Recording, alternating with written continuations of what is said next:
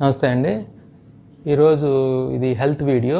అంటే ఈ హెల్త్ వీడియోలో బ్యాక్ పెయిన్ గురించి మాట్లాడబోతున్నాను. ఆ బ్యాక్ పెయిన్ కూడా నాకున్న ఎక్స్పీరియన్స్ చెప్పబోతున్నానండి. ఎవ్రీథింగ్ అనమాట. నాకు బ్యాక్ పెయిన్ ఎలా స్టార్ట్ అయింది, ఎలా డాక్టర్ని అప్రోచ్ అయ్యాను, ఆ తర్వాత ఏం మెడికేషన్ వాడాను, ఆ తర్వాత దాదాపుగా ఎలా క్యూర్ అయ్యింది, ఇప్పుడు ఎలా హ్యాపీగా నేను మళ్ళీ వీడియోలు చేయగలుగుతున్నాను, ఎంతసేపు అయినా కూర్చుని నుంచుని నా పనులు ఎలా చేసుకోగలుగుతున్నాను, ఫైనల్గా నేను ఇచ్చే కొన్ని సజెషన్స్ ఇవి ఉంటాయండి ఈ వీడియోలో. అయితే నాకు ఈ ప్రాబ్లము నవంబర్లో స్టార్ట్ అయిందండి. నవంబర్లో స్టార్ట్ అయినప్పుడు పర్సనల్ ప్రాబ్లమ్స్ వలన అది 1.5 month వరకు నేను దాన్ని నెగ్లెక్ట్ చేయడం జరిగింది. ఆ తర్వాత కంట్రోల్ కాపోయేసరికి ఒక డాక్టర్ని అప్రోచ్ అవ్వడం జరిగింది. అంటే గుంటూరులో ఒక ఎండీని అప్రోచ్ అవ్వటం జరిగిందనమాట. అంతకుముందు ఎప్పుడు ఆయన నేను కలవలేదండి. First time. ఒక నేమ్ ఉంది ఆయనకి అని చెప్పే ఉద్దేశంతో ఆయన దగ్గరికి వెళ్ళడం జరిగింది. అయితే ఆయన ఇనీషియల్గా ఆయన డాక్టర్ని కలిసినప్పుడు ఏంటి నీ పెయిన్ ఎక్కడ అంటే ఇలా బ్యాక్ సైడ్ అండి అని చెప్పడం జరిగింది, లోయర్ బ్యాక్ అని. ఆయన ఇమీడియట్గా కొన్ని టెస్టులు రాసేసాడు అనమాట. Maybe it is a D vitamin deficiency అన్నాడు. అదే టైంలో నేను అదర్ ప్రాబ్లమ్స్ అంటే ఇంకా నాకు అప్పుడే కొన్ని మజిల్స్ ప్రాబ్లమ్స్ ఉన్నాయన్నమాట. ఉన్నప్పుడు అది ఎప్పటి నుంచో ఒక చికెన్ గున్యా అని ఒక 4-5 years బ్యాకే డిసైడ్ చేసి అప్పుడప్పుడు రిపీట్ అవుతూ ఉండేదన్నమాట. అందువలన వదిలేయటం జరిగినప్పుడు ఆయనతో డిస్కస్ చేయడం జరిగిందనమాట. ఇది చికెన్ గున్యా నుండి అనే ఒక ప్రాబ్లం ఉంది నాకు. అంటే ఒక డాక్టర్ దగ్గరికి వెళ్ళినప్పుడు అన్ని విషయాలు మనం చెప్పాల్సి వస్తుందన్నమాట. అయితే చెప్తేను ఆయన సడన్గా నువ్వు చదువుకున్నావా, లేకపోతే అదేంటి వైరస్ ఇంకా ఏంటి ఉండటం అనేసరికి నేను షాక్ అయిపోయాను అనమాట. ఒక డాక్టర్ ఇలా మాట్లాడటం ఏంటి అని. అంటే తెలియనప్పుడు ఎడ్యుకేట్ చేయాలి కదా మనకి అనే ఉద్దేశం. సరే, నాకు అప్పటి వరకు చికెన్ గున్యా మీద తెలిసింది కొంతే. సరే, ఆయన మాట్లాడంగానే కొంచెం జనరల్గానే మనకు కొన్ని ఫీలింగ్స్ ఉంటాయి కాబట్టి హర్ట్ అయ్యాను. ఆ తర్వాత ఆయన టెస్టులు రాశాడు. అంటే థైరాయిడ్ టెస్టులు, లేకపోతే విటమిన్ డి, ఇలా ఒక జనరల్ బ్లడ్ టెస్టులు ఇవన్నీ రాసినప్పుడు ఓకేనని ఆయన దగ్గర నుంచి బయటకు వచ్చిన తర్వాత అక్కడ ఎంక్వైరీ చేస్తే ఓన్లీ ల్యాబ్ టెస్ట్లకే 4,000 చెప్పారనమాట. చెప్పగానే నాకు కొంచెం షాక్ అయినా. అంతకుముందే థైరోకేర్ అని ల్యాబ్స్ ఉన్నాయి కదా, టెస్ట్ చేస్తుంటారు. కాకపోతే వాళ్ళు ముంబై, హైదరాబాద్ తీసుకెళ్ళి టెస్ట్ చేస్తారు. సరే, వెంటనే నేను ఆన్లైన్లో చెక్ చేసి ఓకే మొత్తం బాడీ చెకప్ చేసుకుందాం. ఎప్పుడు నేను చేయలేదండి. నేను రెగ్యులర్గా యోగా చేస్తుంటాను. అందువల్ల నేను పెద్ద పట్టించుకోలేదన్నమాట. నా హెల్త్ బాగానే ఉంటుంది. ఆ ఉద్దేశంతో వెంటనే థైరోకేర్లో ల్యాబ్ టెస్ట్ వాళ్ళు 1,800తో మొత్తం టెస్టులన్నీ చేయడం జరిగింది. వాళ్ళు 4,000 తీసుకుని కూడా అందులో కొన్ని టెస్టులు చేసేవాళ్ళు అనమాట. అంటే కమర్షియల్ మనకు తెలిసింది అలాగే ఉంటుంది. ఏ డాక్టర్ దగ్గరికి వెళ్ళినా అంటే ఆయన దగ్గర నుంచి వచ్చేయటం జరిగింది. అంటే డాక్టర్ మీద ఇంప్రెషన్ లేదు కాబట్టి వచ్చేయటం జరిగింది. నేను పర్సనల్గా తీసుకున్నప్పుడు రిపోర్ట్లు వచ్చిన తర్వాత అందులో డి విటమిన్ డెఫిషియన్సీ అని క్లియర్, అంటే ఎవ్రీథింగ్ అన్నీ విటమిన్స్, మినరల్స్ అన్నీ టెస్ట్ చేయించాను అనమాట.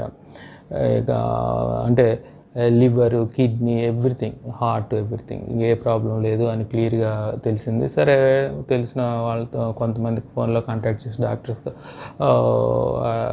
వీక్లీ 1 tablet డి విటమిన్కి అప్పటి నుంచి వాడటం జరిగింది. ఒక 2 వారాలు మళ్ళీ టెస్ట్ చేసుకున్నాను నేను, అయినా కానీ తగ్గలేదు. కాబట్టి ఇది బ్యాక్ పెయిన్ ఖచ్చితంగా ఇది డి విటమిన్కి సంబంధించింది కాదని అర్థమైపోయి ఇంకొక ఎంబీబీఎస్ డాక్టర్ దగ్గరికి అంటే అప్రోచ్ అవ్వడం జరిగిందనమాట. ఆయన సీనియర్ ఎంబీబీఎస్ డాక్టర్. సరే, ఆయన ఇమీడియట్గా ఎక్స్రే తీశాడు. ఎక్స్రే తీసిన తర్వాత పెద్ద ప్రాబ్లం లేదండి మీకు, ఆయన మా బ్రదర్ని అప్రోచ్ అవ్వండి, ఆయన ఆర్థోపెడిక్ అనమాట.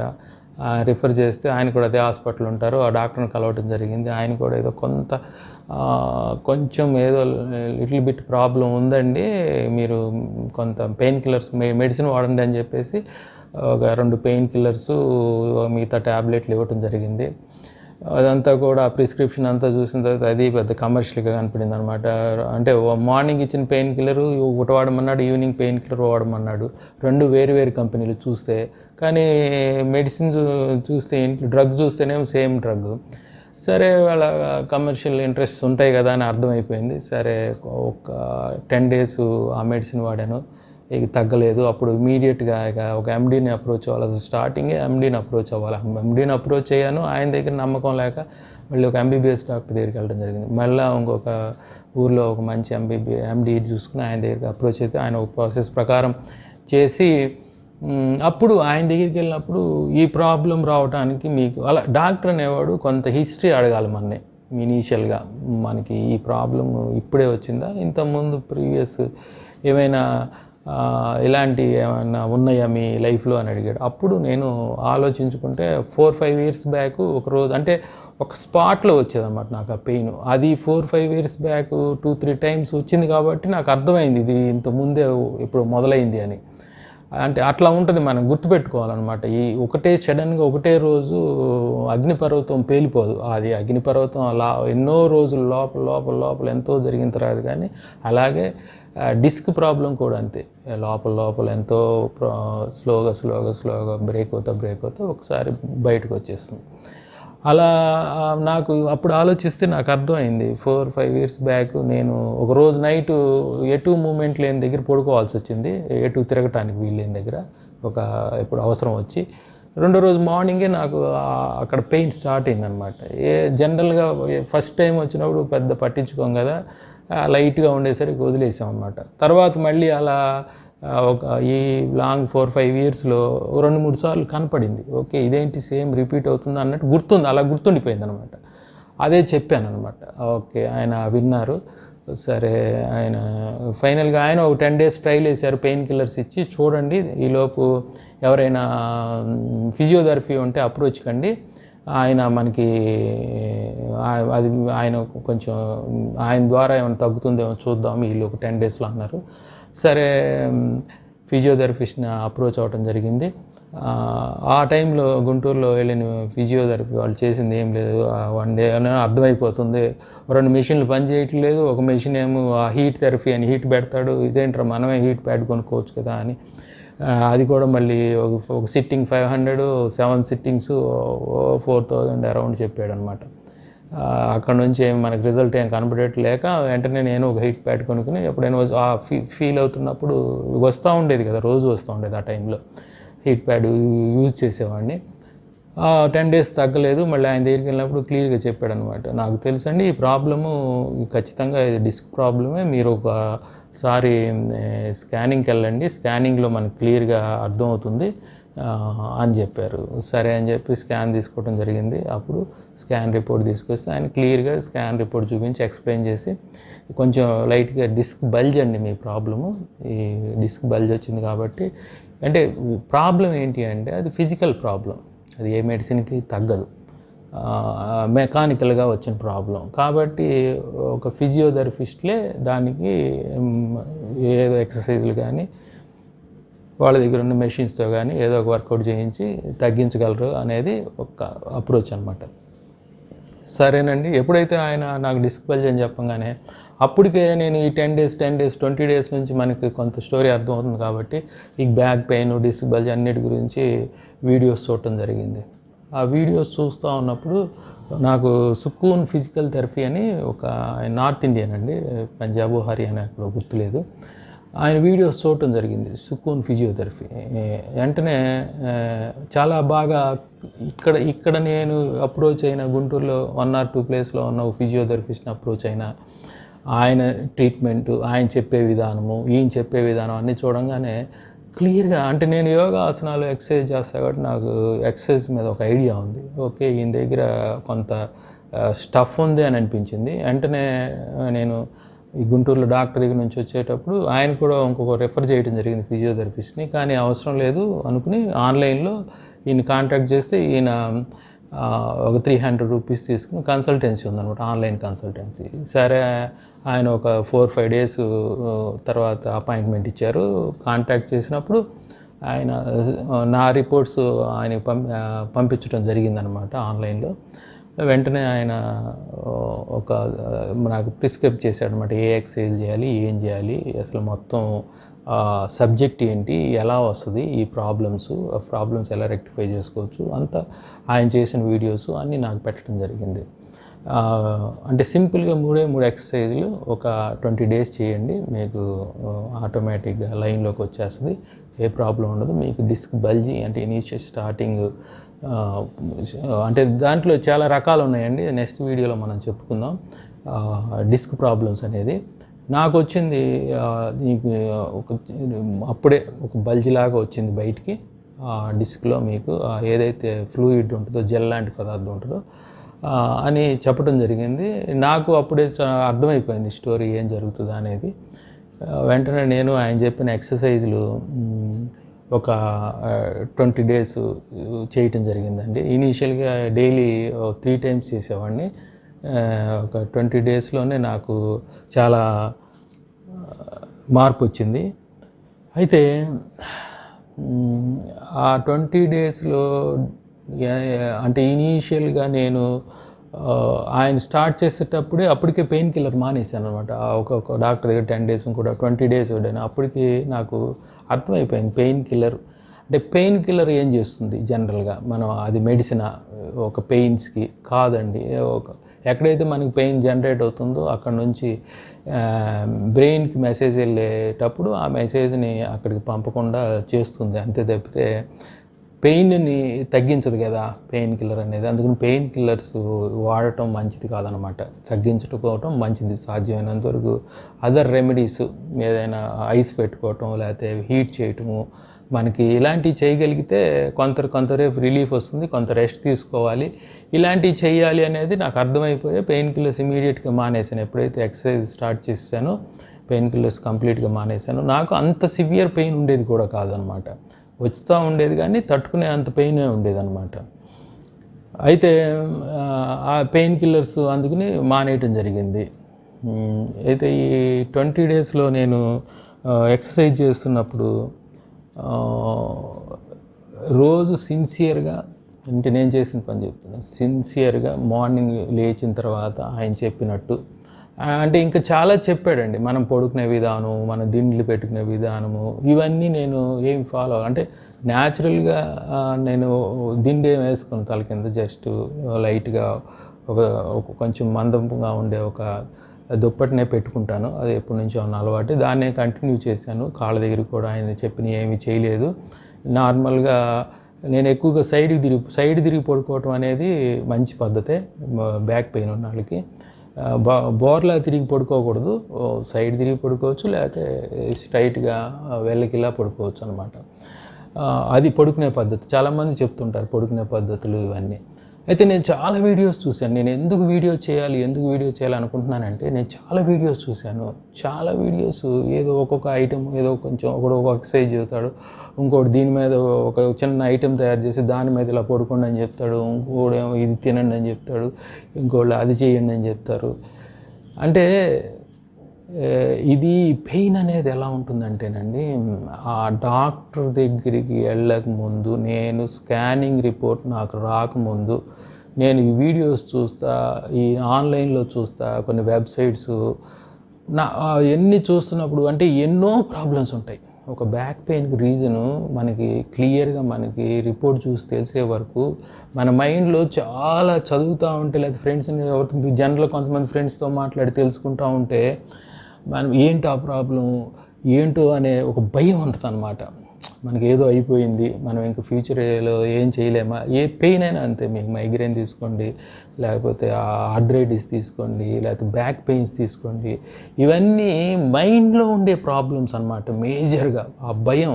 అందుకని నేను చెప్పేది ఏంటంటే, క్లియర్గా సబ్జెక్ట్ మనం తెలుసుకోవాల్సిందే. ఎట్టి పరిస్థితుల్లోనూ మనకు వచ్చిన ప్రాబ్లం ఏంటి అనేది క్లియర్గా మనం తెలుసుకుంటే కానీ మనకి ఆ మైండ్లో క్లారిటీ రాదు.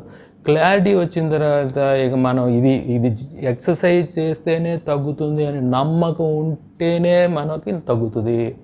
ఆ నమ్మకంతోనే నేను చేశాను. నేను ఎక్సర్సైజ్ 20 డేస్లో నాకు చాలా వరకు రిలీఫ్ వచ్చేసింది. అయితే ఆ 20 డేస్ తర్వాత నేను ఏం చేశాను, ఈ 20 డేస్ ఆయన చెప్పిన 3 ఎక్సర్సైజులు సిన్సియర్గా చేసిన తర్వాత ఎప్పుడైతే నాకు తగ్గటం మొదలైందో నాకు అర్థమైపోయింది నేను తర్వాత ఏం చేయాలి. ఎందుకంటే అదే టైంలో ఎన్నో వీడియోస్, యోగా వీడియోస్ కూడా చూసినప్పుడు, ఆ యోగా చేయండి, ఈ ఎక్సర్సైజ్ చేయండి, వీళ్ళందరికీ నిజంగా పెయిన్ తెలుసా? మామూలుగా పెయిన్ తెలియనాడు చెప్తే ఎలా ఉంటుంది? నాకు అనిపిస్తూ ఉంటుంది డాక్టర్ కూడా పెయిన్ తెలుసా? చదువుకుంటున్న వరకే కదా. పెయిన్ తెలిసిన వాడికి యొక్క బాధ ఏంటి, వాడి మనసులో వాడి నమ్మకం ఏంటి, ఎవరి మీద నమ్మకం వస్తుంది, ఎవరిని నమ్ముతాడు, ఎవరిని నమ్మడు, ఎన్నో ఉంటాయి దీంట్లో ఒక సైకలాజికల్ పాయింట్స్. సైకలాజికల్ స్టోరీ అనమాట. మెకానికల్ ప్రాబ్లమ్స్ ఏదైనా, భుజం నొప్పి వచ్చినా, ఏదైనా ఏ ప్రాబ్లం అయినా మిగతా వాటికి ఏదో ఒక మెడిసిన్ ఉంటుంది. ఏదైతే మెడిసిన్ లేదో మనం డాక్టర్ మీద డిపెండ్ అవుతుంటామో ఇదంతా కూడా సైకలాజికల్ ప్రాబ్లమ్స్ అనమాట. వీటిని క్లియర్ చేసుకోవాలి. ఎప్పుడైతే ఆ ఎక్సర్సైజ్ వల్ల తేడా రావటం మొదలుపెట్టిందో అప్పుడు నాకు అర్థమైంది నేనేం చేయాలి. ఫస్ట్ పాయింట్, నేను 5-6 కేజెస్ కొంచెం ఎక్సెస్ వెయిట్ ఉండేవాడిని. ఎప్పటి నుంచో రెడ్యూస్ అవుదాం అనుకున్నా. యోగా చేస్తుండగా జనరల్గా అలా నడిచిపోతుంది అనమాట. ఏ ప్రాబ్లమ్స్ లేవు. అంతకుముందు ఇనీషియల్గా 4-5 వీక్స్ బ్యాక్ బీపీ స్టార్ట్ అయింది. అది కూడా యోగాతో కంట్రోల్ అయింది కాబట్టి ఇక పెద్ద మనకి కాన్సన్ట్రేషన్ ఉండేది కాదు 5-6 కేజెస్ కదా. కానీ ఇక్కడ వచ్చినప్పుడు నాకు అర్థమైంది నేను ఫస్ట్ వెయిట్ రెడ్యూస్ కావాలి. వెయిట్ రెడ్యూస్ కావాలంటే ఏం చేయాలి, వెయిట్ ఎందుకు రెడ్యూస్ కావాలి, ఇది మెయిన్. నేను వెయిట్ అనేది బ్యాక్ మీద పడుతూ ఉంటుంది. కాబట్టి ఫస్ట్ వచ్చిన ఆలోచన నేను వెయిట్ రెడ్యూస్ కావాలి. నా బ్యాక్ మీద స్ట్రెస్ పడకూడదు, అంటే నాకు పొట్ట ఉండకూడదు, పొట్ట తగ్గాలి. కాబట్టి అది తగ్గించుకోవాలి. అది తగ్గించుకోవాలి అంటే ఏం చేయాలి? అది తగ్గించుకోవాలంటే డైట్ కంట్రోల్ చేయాలి. ఇక డైట్లు అంటే నాకు తెలిసిన డైట్లో ఒకటేనండి, ఏదైనా తీసుకోవటం, మనకి తినాలనిపించింది అంటే ఏ పడితే అంటే ఇంట్లో తయారు చేసిన ఫుడ్స్, వెజిటబుల్స్, ఫ్రూట్స్, అంతేగాని స్వీట్స్, బయట తయారు చేసే ఫుడ్స్, ఎన్నో రకాలు ఫుడ్స్, ఇవన్నిటి వల్ల ఉపయోగం లేదనమాట. జనరల్గా ఇంట్లో మామూలు ఫుడ్ తీసుకుని ఎక్సర్సైజ్, బాడీకి కావాల్సింది ఎక్సర్సైజ్ అనమాట. చెమట పట్టాలి, ఎవడో కార్బోహైడ్రేట్స్ తినొద్దు అంటాడు, లేకపోతే ఇంకోటి తినొద్దు అంటాడు. ఇవన్నీ మన న్యాచురల్గా ఏదైతే దొరుకుతుందో, న్యాచురల్ ఫుడ్స్ ఏదైతే ఉంటాయో, చెట్లకు పండే ఆ కూరగాయలు, ఫ్రూట్స్, న్యాచురల్ ఏది తిన్నా ఏ ప్రాబ్లం లేదు. అంత ప్రాసెస్డ్ ఫుడ్స్ వల్లనే వస్తుంది ప్రాబ్లం. కాబట్టి ఫ్రూట్స్ తినొద్దు, వెజిటబుల్స్ కొన్ని తినొద్దు, అవి తినొద్దు, ఇవన్నీ ఏదన్నా మెడికేషన్ వాడుతుంటే మరి వాళ్ళు చెప్పినట్టు అవి పడి చేస్తే తినకుండా ఉండొచ్చేమో. కానీ వీటి వల్ల మనం అది తింటే పడదు, ఇది తింటే పడదు, అవి ఏయో పెట్టుకుంటాం అనమాట. ఏదో ఇష్యూని తీసుకొచ్చి ఇది తింటే మనకి ఈరోజు పడలేదని పెట్టుకుని జీవితాలు మొత్తం ఆ ఐటెంని అవాయిడ్ చేయటం, న్యాచురల్గా వచ్చే ఫుడ్స్ని అవాయిడ్ చేస్తుంటాం. నాకు తెలిసి అంత ప్రాబ్లం ఏమి ఇవ్వవు అని అనుకుంటున్నాను. అయితే ఇమీడియట్గా ఫుడ్ కంట్రోల్ కూడా స్టార్ట్ చేసేసాను. ఫుడ్ కంట్రోల్ అంటే జనరల్గానే ఎప్పటి నుంచి కొంచెం కంట్రోల్ ఉంది, కానీ ఫ్రూట్స్ ఎక్కువ తీసుకోవటం వల్ల వెయిట్ కొంచెం, కార్బోహైడ్రేట్స్ ఎక్కువ ఉంటే వెయిట్స్ తగ్గం కదా. కొంత పూర్తిగా మానే అవసరం లేదు, కానీ కొంత కంట్రోల్ చేసుకోవచ్చు. సరే, వెంటనే ఫుడ్ కంట్రోల్ కూడా స్టార్ట్ చేశాను. అయితే ఈ 3 ఎక్సర్సైజ్ కాకుండా రోజు 1 by 1 ఒక ఆసనం ఇంక్రీజ్ చేసుకుంటూ వెళ్ళాను అనమాట. నాకు ఏ అయితే ఫ్రంట్ బెండ్ అయ్యే కాకుండా, అంటే దీంట్లో ఫస్ట్ రూల్ ఏంటంటే ఇక మన ఫ్రంట్ కంప్లీట్గా ఇలా బెండ్ కాకూడదు. బెండ్ అయితే మళ్ళీ ప్రాబ్లమే ఉంటుంది. ఎందుకంటే డిస్క్ ఇలా ముందుకు వంగినప్పుడు మళ్ళీ అది వెనకాల ఓపెన్ అవుతుంది. కాబట్టి ఎక్సర్సైజులు కూడా అలాంటి ఓపెన్ కాకుండా ఉండేవే మనం చేయాలి. ఏ పడితే ఈ యోగా గురువులు చెప్పారని చెప్పేసి చేసేయకూడదు. ఎవరైతే క్వాలిఫైడ్ ఉంటారో, మనం అప్రోచ్ అయిన క్వాలిఫైడ్ ఫిజియోథెరపిస్ట్ అనమాట. ఎవరైతే క్వాలిఫైడ్ ఉంటారో వాళ్ళకి కొంత నాలెడ్జ్ ఉంటుంది. కాబట్టి అంటే బోన్ స్ట్రక్చరు, మన మూమెంట్స్ ఎలా ఉంటాయి, ఇవన్నీ వాళ్ళు డిజైన్ చేయగలరు. యోగా చేసేవాళ్ళు, ఓన్లీ డైరెక్ట్ యోగా చేసే వాళ్ళకి ఎంతవరకు తెలుస్తుంది వీటన్నిటి మీద, అంత అవగాహన ఉండదు. కాబట్టి 1 by 1 నేను యోగా ఎప్పుడైతే నాకు తగ్గిపోయిందో, యోగాసనాలు 1 by 1 ఇంక్రీజ్ చేసుకుంటూ ఒక 10, 11, 12 యోగా ఆసనాలు చేయటం మొదలుపెట్టాను. ఇనీషియల్గా నాకు ఎలా ఉండేదంటే, నేను కుకింగ్ చేస్తూ ఉండేవాడిని మా మదర్ గురించి. ఆ కుకింగ్ చేస్తున్నప్పుడు నాకు ఈవెన్ క్యారెట్ కట్ చేసినప్పుడు కూడా పెయిన్ ఉండేది. 15 నిమిషాల కంటే నుంచునేవాడిని కాదు. ఒకటి కొన్ని కట్ చేసేసి మళ్ళీ కొంచెం రెస్ట్ తీసుకుని మళ్ళీ వెళ్ళి పని చేస్తుండేవాడిని. అలాంటి పెయిన్ ఉండేది. ఎక్కువసేపు నడిస్తే పెయిన్ ఉండేది. అలాంటిది స్లోగా ఇప్పుడు ఎన్ని గంటల నుంచున్నా నాకేం పెయిన్ రాదు. ఇప్పుడు కూర్చుని వీడియోస్ గంట సేపు అయినా చేస్తున్నాను. కూర్చునే విధానము, దాని తర్వాత మళ్ళీ కాసేపు అటు ఇటు కొంచెం తిరగటం, ఇవన్నీ కొంచెం పాటించాలన్నమాట. ఇవన్నీ పాటిస్తే మనకేమీ పెద్ద ప్రాబ్లం ఏమి రాదు. అలా నేను అయితే వెయిట్ తగ్గడానికి ఇంకొక కారణం ఏంటి అంటే, ఇక మనం ఎప్పుడైతే ముందుకి వంగటే పొజిషన్ లేదో, మనం ఏదైనా కింద పడింది తీసుకోవటం, లేకపోతే కిందకి ఏదైనా కొన్ని వెయిట్స్ ఎత్తాల్సి వస్తుంటుంది. ఇప్పుడు మనం చేసుకునే పనులు మనమే చేసుకోవాలి. ఇప్పుడు నేను నా వెయిట్స్ కూడా ఎత్తుతాను ఉంటాను, 2 చేతులు బ్యాలెన్స్ చేసి ఎత్తుతూ ఉంటాను, అదేం లేదు ఇష్యూ. అయితే ఎప్పుడైతే మోకాళ్ళ మీద స్ట్రెయిన్ పడుతూ ఉంటుంది, మనం ముందుకు ఎప్పుడైతే వంగమో మోకాళ్ళ మీద ఇలా ఫోల్డ్ అవుతామో కింద కూర్చుని, అప్పుడు మోకాళ్ళ మీద స్ట్రెస్ పడుతూ ఉంటుంది. అంటే రాబోయే రోజుల్లో మోకాళ్ళ ప్రాబ్లం వస్తుంది. కాబట్టి వెయిట్ రెడీ కాగాలి. ఇవన్నీ ప్లాన్ చేసుకున్నాను అనమాట. దానివల్ల వెయిట్ తగ్గాలి, ఆసనాలు పెంచాలి, ఫుడ్ కంట్రోల్ చేయాలి. అంటే ఆల్రౌండ్ అప్రోచ్. ఎవరో ఒకళ్ళు ఫుడ్ మేనేజ్ చేయండి, లేకపోతే ఈ జ్యూసులు తాగండి మీకు నడుము తగ్గిపోద్ది, లేకపోతే ఓన్లీ ఎక్సర్సైజ్ చేయండి నడుము నొప్పి, ఇవన్నీ కాకుండా ఎక్సర్సైజు, ఫుడ్, వెయిట్ రిడక్షను, మంచి నిద్ర, ఓవరాల్ అప్రోచ్ అనమాట. మనకు అలా అప్రోచ్ అయితేనే మనకి ఇది అంటే షార్ట్ పీరియడ్. నాకు January 28న నేను ఫైండ్ అవుట్ చేశాను నాకు ప్రాబ్లం ఉందని. February 28 వచ్చేసరికి ఎక్సర్సైజ్ కొంత తగ్గింది. ఇప్పుడు March, April, ఇప్పుడు ఏ స్టేజ్ అంటే 90% నాకు అసలు ప్రాబ్లమే లేదు. ఎప్పుడైనా కొంచెం అప్పటికి నేను కావాల్సిన ఒక 8 to 9 kgs 2 handsతో ఎత్తి పెడుతుంటాను. పనులు చేసుకుంటున్నాను, వంట పని కంప్లీట్గా చేస్తాను. ఇప్పుడు వీడియోస్ చేస్తున్నాను, చాలాసేపు కంప్యూటర్ మీద కూర్చుంటే మధ్యలో లెగుస్తుంటాను, కూర్చుంటాను, నుంచుని చేస్తుంటాను. ఇవన్నీ అంటే నడుము నొప్పి వచ్చింది కానీ కంప్లీట్ రెస్ట్ తీసుకోండి, ఇక ఏం పనులు చేయొద్దు, కొన్నాళ్ళు రెస్ట్ తీసుకుంటే ఇనీషియల్ డేజెస్ అది. ఎప్పుడైతే మీకు తగ్గటం మొదలైంది ఇంకా రెస్ట్ అవసరం లేదు. స్లోగా ఆ ఏరియాని మనం స్ట్రెంగ్తన్ చేసుకోవాలి, మజిల్స్ని స్ట్రెంగ్త్ చేసేసుకోవాలి. మనం ప్రాబ్లం రానివ్వకూడదు అనమాట. అలా చేసుకున్నాను అనమాట. ఆ ఫుడ్ మేనేజ్మెంట్లో కూడా 16/8 అంటే 16 hours ఏం తినకపోవటం, 8 hours తింటాం. అంటే నైట్కి 8 తిన్నానంటే మళ్ళీ మార్నింగ్ 12 వరకు ఏమి తినకపోవటం, మళ్ళీ 12 to 8 ఆఫ్టర్నూన్ 12 నుంచి 8 లోపే 12కి భోజనం చేయటం, 8కి నైట్ చపాతీలు పుల్కాలు తీసుకోవటం, ఈ మధ్యలో ఏం ఫ్రూట్స్ జ్యూస్లు ఏమైనా తీసుకోవటం. మార్నింగ్ వీక్నెస్, నేను ఎక్సర్సైజ్ చేసి వర్క్ చేస్తుంటాను కాబట్టి పనులు వీక్నెస్ వస్తుందని నిమ్మకాయ తేనె తీసుకోవటం, మధ్యలో ఏమైనా తీసుకుంటే ఒక అరటికాయ, ఒక ఫ్రూట్ 2-3 తీసుకోవటం 12 ఈ పద్ధతి చేయటం వల్లండి చాలా అసలు మనకు వచ్చే కాన్ఫిడెన్స్, అసలు పెయిన్ కిల్లర్ అని ఎప్పుడో మర్చిపోయాను. ఏ పనైనా చేయగలుగుతున్నాను, ఎంతసేపు అయినా చేయగలుగుతున్నాను. ఇది నేను ఇలా అప్రోచ్ అయ్యాను కాబట్టి, అంటే వెయిట్ రిడక్షన్ చూసుకున్నాను, ఫుడ్ మేనేజ్మెంట్ చూసుకున్నాను, నిద్ర టైంకి నైట్ 9 పోయానంటే మార్నింగ్ 5కి లేస్తాను. ఇవన్నీ ఎంతో సిస్టమేటిక్గా చేస్తే కానీ తగ్గలేదు.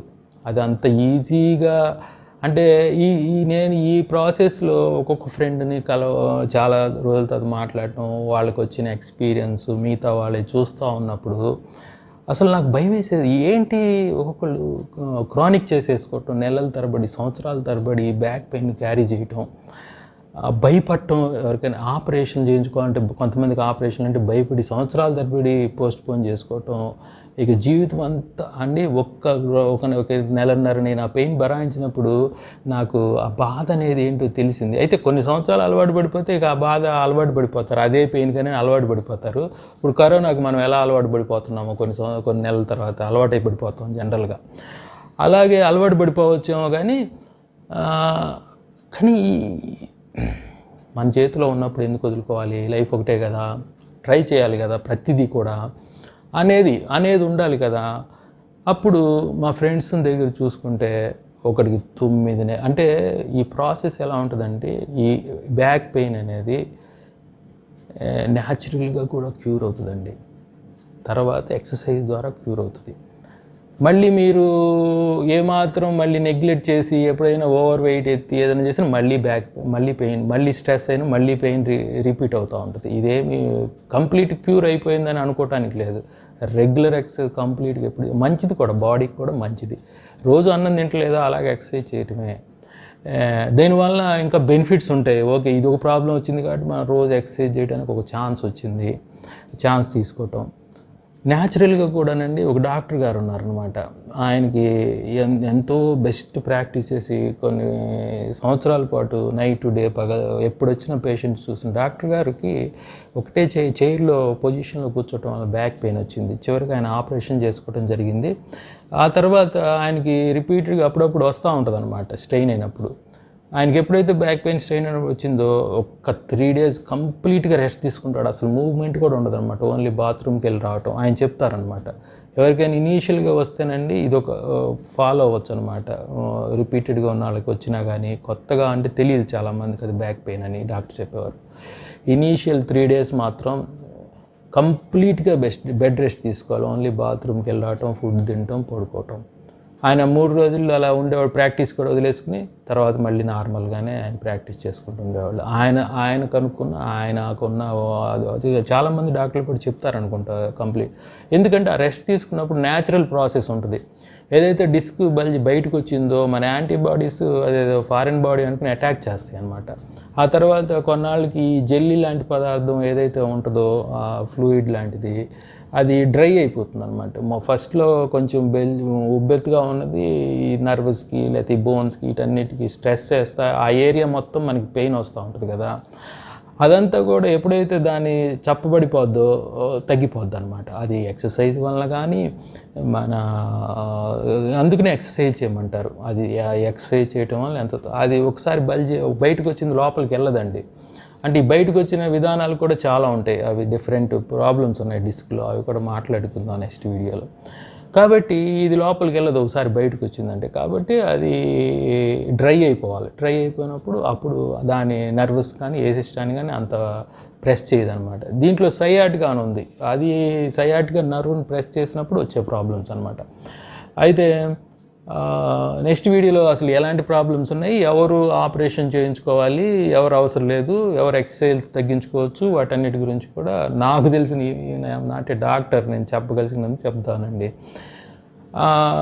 అయితే నాకు వచ్చిన ప్రాబ్లంకి నేను అప్రోచ్ అయిన విధానం అన్ని విధాలుగా ఆల్రౌండ్ అప్రోచ్. ఒక దాన్ని తగ్గించాలి అంటే మనకు అన్ని విధాలుగా దాని మీద ఫైట్ చేయాలి. అప్పుడే కానీ తగ్గుతుంది అనే నమ్మకం ఫస్ట్ నుంచి నాకు తెలుసు. అలాగే అప్రోచ్ అయ్యాను, తగ్గించుకున్నాను కూడా. అయితే నా ఫ్రెండ్స్కి కూడా ఒక డాక్టర్ గారు అప్రోచ్, ఇంకొక అతను ఆస్ట్రేలియాలో ఉంటాడు. వాళ్ళు ఏం చేస్తున్నారంటే వాళ్ళు ఎలా చేస్తున్నారు, వాడు వచ్చినప్పుడల్లా ఇక్కడ కేరళ ఆయుర్వేదం దగ్గరికి వెళ్తాడు. వాళ్ళు ఏదో అక్కడ లిక్విడ్ ఏదో పోస్తారు, ఏదో 2-3 గంటలు ప్రాసెస్ చేయించుకుని వెళ్తూ ఉంటాడు, బాగానే ఉంది అంటుంటాడు. కానీ క్రానిక్ చేసి కూర్చున్నాడు అనమాట. వాళ్ళు ఏం చేస్తారు, ఈ కంప్యూటర్స్ ముందు ఎక్కువ కూర్చునే వాళ్ళు, అంటే వాళ్ళకు ఇప్పుడు వచ్చిన సిస్టము సిట్టింగ్ పొజిషన్లో ఉంటుంది, స్టాండింగ్ పొజిషన్లో కూడా వాళ్ళు టేబుల్ లిఫ్ట్ చేసుకుని నుంచుని కూడా వర్క్ చేయటం అనేది వాళ్ళు ఆ సిస్టంలో అలవాటు పడిపోయారు అనమాట. అలాగే నా ఫ్రెండ్కి వాడికి సయాటిగా వచ్చింది, వాడు ఆపరేషన్ చేసుకుని తగ్గించుకున్నాడు. అది ఒక్కొక్కరికి ఒక్కొక్క బాడీ అంటే మనకి బై జీన్స్ కానీ మన పుట్టుకు కానీ ఒక్కొక్క స్ట్రక్చర్ ఉంటుంది. ఆ స్ట్రక్చర్లో ఉండే కొన్ని ప్రాబ్లమ్స్ వల్ల కూడా కొంతమందికి అక్కడ తగ్గదనమాట. రకరకాలుగా ఉంటాయి, ఇందులో ఎన్నో ప్రాబ్లమ్స్ ఉంటాయి. ఇలా ఇంకోడైతేనే న్యాచురల్గా ట్రై చేసి పెయిన్ కిల్లర్స్ వాడకుండా 9 months పట్టిందంట వాడికి మొత్తం కొంత రిలీఫ్ అనమాట. ఇక పర్వాలేదు, అప్పుడు జాగ్రత్తగా లేకపోతే మళ్ళీ వస్తానుంటుంది ఎవరికైనా. కాబట్టి అంటే ఈ న్యాచురల్గా తగ్గించుకోవాలన్న ప్రాసెస్ టైం పడుతుంది. ఎక్సర్సైజులు పర్ఫెక్ట్గా చేస్తే మాత్రం డెఫినెట్గా చాలా షార్ట్ పీరియడ్లో. అందుకనే ఫిజియోథెరపీ రోల్ ఇక్కడ ఇంపార్టెంట్. ఏదైతే మెకానికల్ ప్రాబ్లమ్స్ వస్తాయో ఏ మెడిసిన్ పనిచేయదు. ఇక్కడ మన యొక్క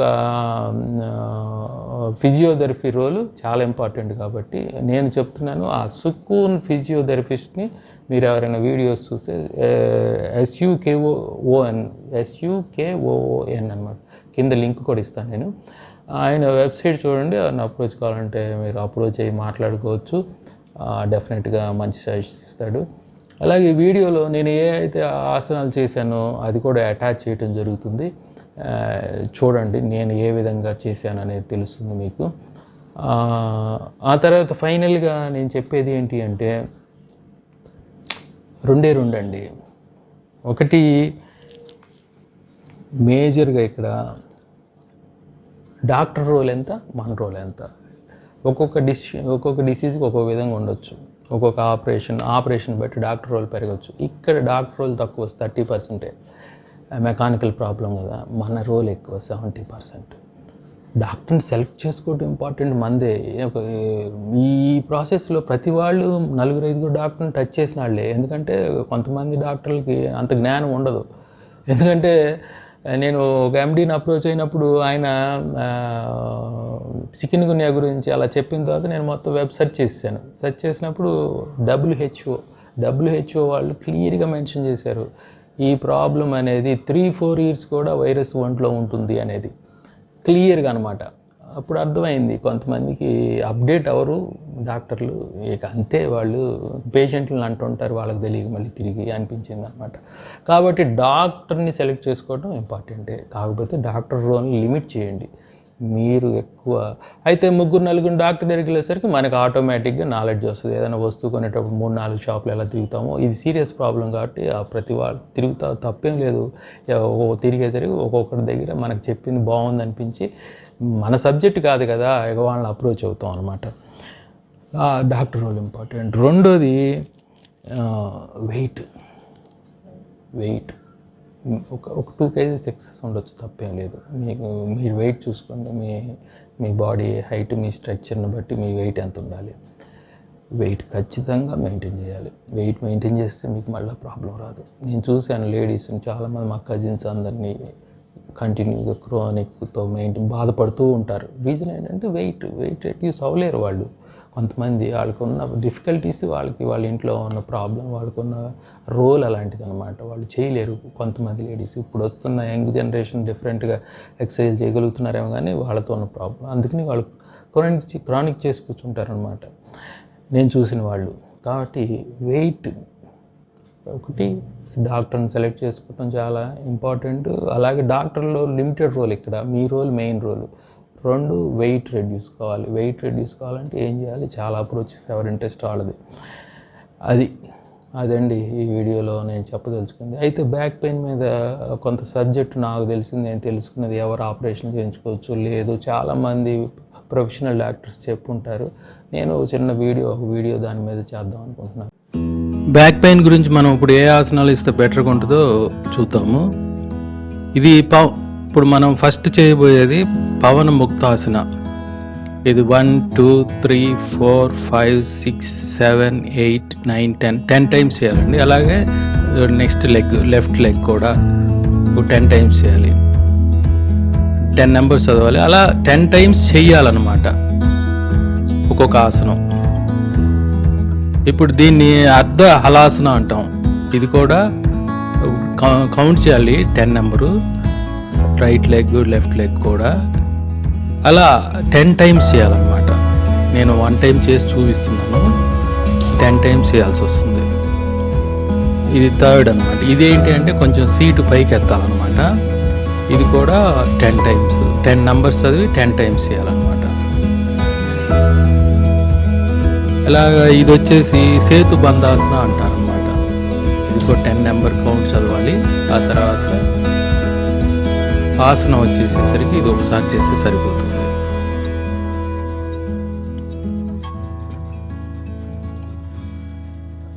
ఈ ఉత్తాన పాదాసన అండి. అంటే కౌంట్ ఒక 20 నెంబర్ చదవండి. అంటే ఒకసారి చేయాలి కాబట్టి మనం 20 30 మీ కెపాసిటీని బట్టి స్లోగా కాళ్ళు దించాలి.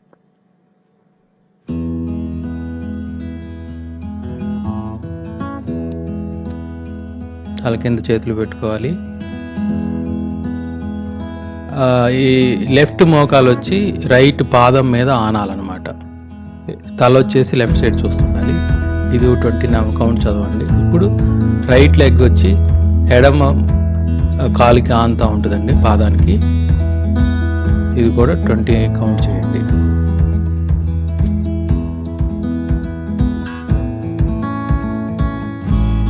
తర్వాత బోర్లా పడుకోవాలి. భుజంగాసన చేద్దాం. అప్పుడు ఛాతీ దగ్గర చేతులు పెట్టుకోవాలి.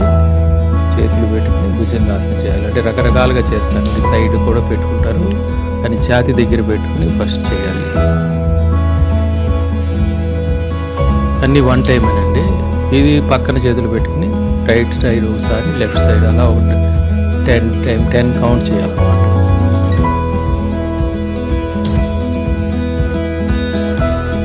భుజంగాసనంలో సెకండ్ స్టెప్ అంటారు.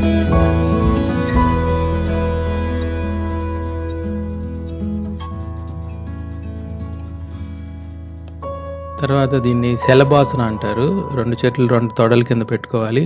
అంటే 2 కాళ్ళు ఎత్తాలి. ఫస్ట్ ఒక కాలు ఎత్తుదాము, కౌంట్ 10 నెంబర్ కౌంట్ చేయండి. తర్వాత నెక్స్ట్ లెఫ్ట్ లెగ్ కూడా లిఫ్ట్ చేయాలి, అది 10 కౌంట్ చేయండి. దీన్ని తీసేయండి. ఇప్పుడు పూర్తిగా శలభాసనం, ఇది 20 కౌంట్ చేయండి. మీ కెపాసిటీ 20 పైన కూడా చేసుకోవచ్చు, కానీ ఆసనం ఒకసారి వేయాలి. శలభాసన అంటారు దీన్ని.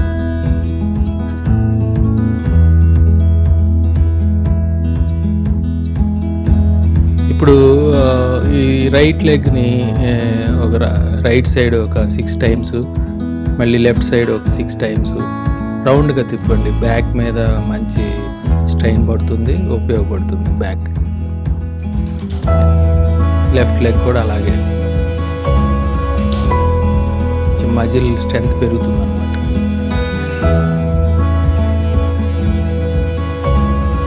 ఎంత రౌండ్ పెద్ద చేయగలిగితే అంత మంచిది.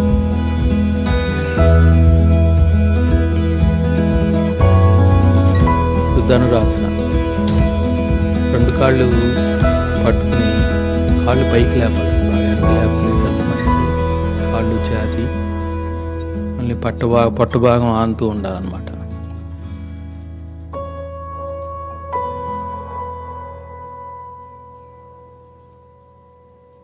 మనం పడుకుని చేసే ఆసనాలు అయిపోయినాయి. వజ్రాసనంలోకి వచ్చేసి వజ్రాసనంలో కొన్ని ఎక్సర్సైజులు చేద్దాం అన్నమాట.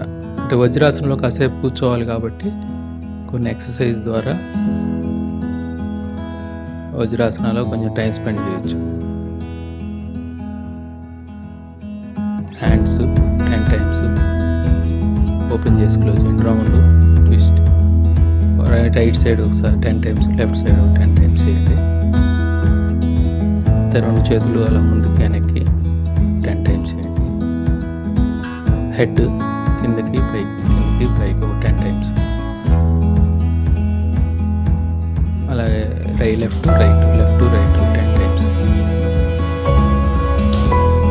అలా రౌండ్గా right side clock wise rotation, anti clock wise 10 times, anti clock wise 10 times చేయండి.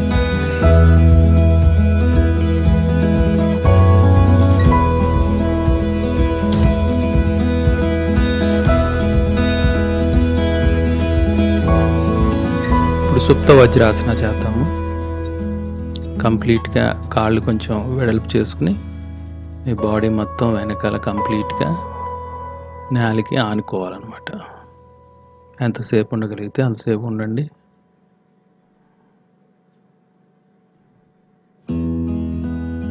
ఇవన్నీ 1 టైమే చేయాలండి. తర్వాత ఉష్ట్రాసన, అంటే బ్యాక్ బెండ్ అవ్వాలి, మీ పాదాల మీద మీ చేతులు ఆంచాలి. ఇది కూడా ఒక 20 కౌంట్ చేయండి.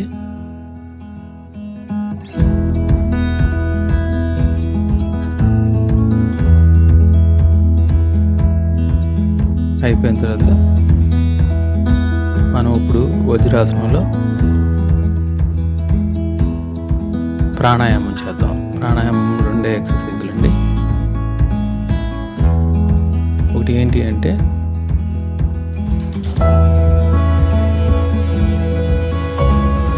నడుము దగ్గర చేతులు పెట్టుకుని గాలి పీల్చాలంటే పొట్ట బెలూన్ లాగా ఊపాలన్నమాట. ఎంతసేపు ఉండగలిగితే, అంటే మన ఆక్సిజన్ లోపలికి వెళ్ళడానికి ఎంతసేపు ఉంచగలిగితే అంతసేపు లోపల ఉంచండి. ఆ తర్వాత నిదానంగా ముక్కు ద్వారా శబ్దం చేస్తూ గాలి వదిలేసేయాలి. ఇలా ఒక 6 టైమ్స్ చేయండి. పొట్ట బాగా ఊపాలి బెలూన్ లాగా, అంటే గాలి లోపలికి వెళ్ళాలి. చూడండి, ఇప్పుడు సైడ్ నుంచి చూస్తే మీకు అర్థం అవుతుంది.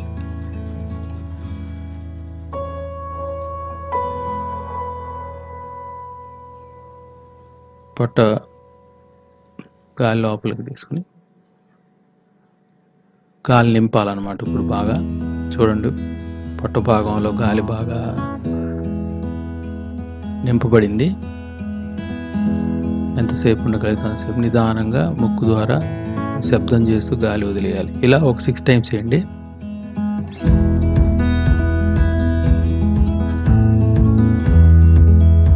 కపాలభాతి. ముక్కు ద్వారా శబ్దం చేస్తూ అలా పొట్ట దగ్గర కండరాల కదలిక చూడండి. అలాగే బ్యాక్ కూడా మజిల్కి స్ట్రెంత్ వస్తుంది, లంగ్స్ కూడా మంచిది. ఇది 100 టైమ్స్ చేయాలండి కపాలభాతి, చాలా మంచిది. దీంతో ప్రాణాయామ 2 ఆసనాలు మనకి చాలా ఉంటాయి, కానీ మనం లిమిటెడ్గా దీనికే ఒక 1 అవర్ టైం పడుతుంది మొత్తం. లాస్ట్గా ధ్యానంలో ఒక 10 మినిట్స్ ఉండండి. ఇప్పుడు దాకా ఆసనాలు ఎక్సర్సైజులు చూసే ఉంటారు కదా. అందులోనండి ఫస్ట్ 1, 2, 3 ఏవైతే ఫస్ట్ 3 ఉన్నాయో